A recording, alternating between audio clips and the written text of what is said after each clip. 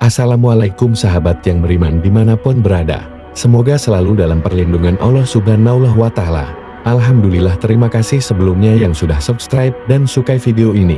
Semoga para sahabat semua menjadi ahli surga. Pada hari ini, kita akan mengangkat kisah dari seorang pemuda dari desa sebelah yang sehari-hari bekerja sebagai ahli penggali kubur dan mencuri kain kafan untuk dijual. Sebut saja inisial namanya Thaib. Tapi sebelumnya, sempatkanlah menulis sholawat untuk baginda Nabi Muhammad SAW di kolom komentar sebagai tanda kita cinta kepada beliau. Dalam surat An-Nisa ayat 69 Allah berfirman, "Dan barang siapa menaati Allah dan Rasul Muhammad, maka mereka itu akan bersama-sama dengan orang yang diberikan nikmat oleh Allah, yaitu para nabi, para pencinta kebenaran, orang-orang yang mati syahid dan orang-orang soleh. Mereka itulah teman yang sebaik-baiknya." A few minutes later. Pada suatu hari, seorang pemuda berjumpa dengan seorang ahli ibadat untuk menyatakan kekesalannya dan keinginan untuk bertaubat kepada Allah. Dia berkata, "Sepanjang aku menggali kubur untuk mencuri kain kafan, aku telah melihat 7 perkara ganjil yang menimpa mayat-mayat tersebut. Lantaran aku merasa sangat insaf atas perbuatanku yang sangat keji itu dan ingin sekali bertaubat," kata dia menyesal. Yang pertama, ia melihat mayat yang pada siang harinya menghadap kiblat. Tetapi apabila menggali semula kuburnya pada waktu malam, wajah si mayat berubah membelakangkan kiblat. "Mengapa terjadi begitu, wahai Tuan Guru?" tanya pemuda itu.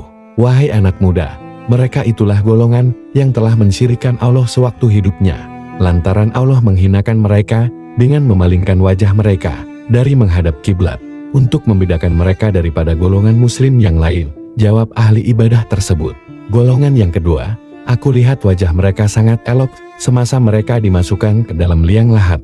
Tatkala malam hari, ketika aku menggali kubur mereka, aku melihat wajah mereka telah berubah menjadi buruk. Mengapa begitu halnya, wahai Tuan Guru?" Sambung pemuda itu lagi. Jawab ahli ibadah tersebut, "Wahai anak muda, mereka itulah golongan yang meremehkan dan meninggalkan sholat sewaktu hidupnya. Sesungguhnya sholat merupakan amalan yang pertama sekali dihisab. Jika sholatnya sempurna, maka sempurnalah amalan-amalan kita yang lain." Pemuda itu menyambung lagi, "Wahai Tuan Guru, golongan yang ketiga yang aku lihat, pada waktu siang mayatnya kelihatan seperti biasa saja. Apabila aku menggali kuburnya pada waktu malam, kulihat perutnya terlalu gelambung, keluar pula ulat yang terlalu banyak daripada perutnya itu." Jawab ahli ibadah tersebut, "Mereka itulah golongan yang gemar memakan harta yang haram." Wahai anak muda, balas ahli ibadah itu lagi. Golongan keempat, melihat mayat yang jasadnya bertukar menjadi batu bulat yang hitam warnanya. Mengapa terjadi begitu? Wahai pemuda, itulah golongan manusia yang durhaka kepada kedua ibu bapaknya sewaktu hayatnya. Sesungguhnya Allah sama sekali tidak ridho kepada manusia yang menderhakai ibu bapaknya.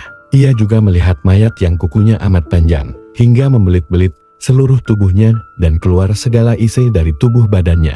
Mereka itulah golongan yang gemar memutuskan silaturahim. Semasa hidupnya mereka suka memulakan pertengkaran dan tidak bertegur sapa lebih daripada 3 hari. Bukankah Rasulullah pernah bersabda bahwa sesiapa yang tidak bertegur sapa melebihi 3 hari bukanlah termasuk dalam golongan umatnya? Kemudian golongan yang keenam yang dilihat, sewaktu siang lahatnya kering kerontang. Tatkala malam, ketika aku menggali semula kubur itu, mayat tersebut terapung dan lahatnya dipenuhi air hitam yang amat busuk baunya. Wahai pemuda, itulah golongan yang memakan harta riba sewaktu hayatnya. Jawab ahli ibadah tadi. Dan golongan terakhir yang dilihat adalah mayatnya sentiasa tersenyum dan berseri-seri pula wajahnya. Mengapa demikian halnya wahai Tuan Guru? Tanya pemuda itu lagi. Mereka itulah golongan manusia yang berilmu, dan mereka beramal pula dengan ilmunya sewaktu hayat mereka.